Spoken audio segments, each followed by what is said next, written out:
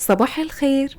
أكيد كل يوم واحنا بنحضر الفطار والعشاء بيبقى نفسنا نعمل أفكار جديدة ومش تقليدية، ده غير حيرة اللانش بوكس للأولاد، مش عارفين نعمل فيه حاجة غير السندوتشات تكون مختلفة وتشد الأولاد ليها. أحلى حاجة ممكن نعملها سواء للكبار أو الصغيرين وهيتجننوا عليها كده هي فطاير الهوت دوج. ممكن كمان نستخدم بدل الهوت دوج سوسيس، ولو حابين تغيروا الحشوة كمان لميكس جبن أو صدق أو بسطرمة هقول لكم في الآخر خالص هنعمل كده ازاي. بجد من أحلى الفطاير اللي جربتها، قطنية جدا، هشة وطرية. بصوا هي بتتفتح عاملة ازاي، وإن شاء الله نتيجتها مضمونة. والأحلى من ده كله كمان إن شكلها يخطف العين. يلا بينا نشوف هنعمل الفطاير القمر دي ازاي. هنحتاج كوبايتين الا ربع دقيق متعدد الاستخدامات، وهوت دوج أو سوسيس المتوفر عندكم، وبيضة بدرجة حرارة الغرفة، نص كوباية حليب دافي، معلقتين كبار زبدة لينة، معلقتين كبار سكر ممسوحين، معلقة صغيرة خميرة فورية، ونص معلقة صغيرة ملح. في بولة هحط البضاية، وبعد كده أضيف عليها نص كوباية حليب دافي. الحليب طبعا يكون دافي عشان ينشط الخميرة، معلقتين كبار سكر ممسوحين، والخميرة الفورية، وقلب كل ده مع بعض. بعد ما كل حاجة تندمج مع بعض بالشكل ده بضيف عليهم الدقيق. طبعا كل دقيق بيختلف في امتصاص السوائل، فممكن تحتاجوا معلقة أو معلقتين زيادة. الأول خالص هنحط كوبايتين إلا ربع، وبعد كده لو احتاجنا تاني بنضيف حاجة بسيطة تدريجيا لحد ما تظبط معانا وتبقى بالقوام اللي هتشوفوه بعد شوية. المهم ما زودش الدقيق من الأول خالص عشان ما تطلعش جافة. احنا كل ده ما حطيناش الزبدة. هنعجن الأول من غير الزبدة بالشكل ده حوالي 5 دقايق. العجينة بتكون لينة شوية مش جافة. دلوقتي هغطي العجينة بستريتش أو بفوطة، وبعد كده بسيبها حوالي تلت ساعة. مش هتلحق تخمر ويتضاعف حجمها، احنا بس عايزين نريحها شوية علشان بعد كده نحط عليها الزبدة. بفرد العجينة بالشكل ده وادخل جواها معلقتين كبار من الزبدة اللينة. طبعا الزبدة ما تكونش ناشفة علشان مش هتدخل في العجينة بشكل كويس ولا تتعجن معاها كويس. طبعا ممكن تستخدموا العجان، انا مستخدمة ايدي علشان مش كل الناس عندها عجان. افضل اعجن في العجينة لحد ما اتأكد ان الزبدة دخلت كلها جواها كويس.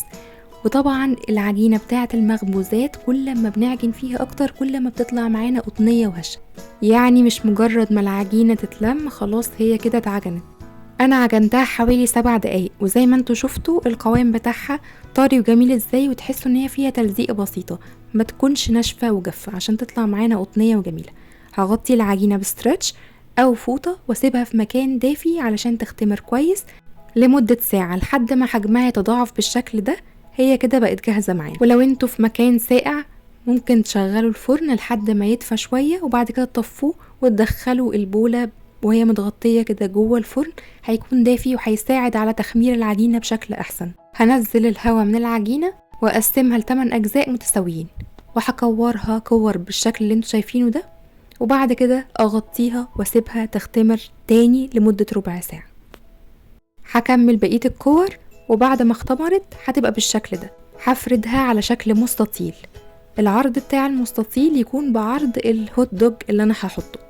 زي ما انتم شايفين بفردها رفيع خالص بالشكل ده، واحاول اخليها شكلها منتظم. بعد كده هبطط الاطراف كده، بالذات الجزء اللي فوق اللي انا هقفل من عنده يكون رفيع خالص عشان لما اجي اقفل الاطراف يساعدني ما يكونش تخين. وبعد كده بحط الهوت دوج بتاعي واقفل رول كده زي ما انتم شايفين. وبعد كده الاطراف دي هقفلها كويس جدا علشان ما تفتحش في الفرن، وابططها عشان ما يكونش ليها شكل. بعد كده هخلي الشكل اللي هو مقفول من عنده من تحت، واخلي الشكل المنتظم من فوق. دلوقتي بالسكينة هقطع 4 أجزاء زي ما انتم شايفين، بس ما وصلش للنهاية، اسيب جزء متماسك مع بعضه والاجزاء التانية مفتوحة بالشكل ده. وبعد كده بلفها بالشكل ده واعملها على شكل دايرة، هيديني شكل وردة على طول.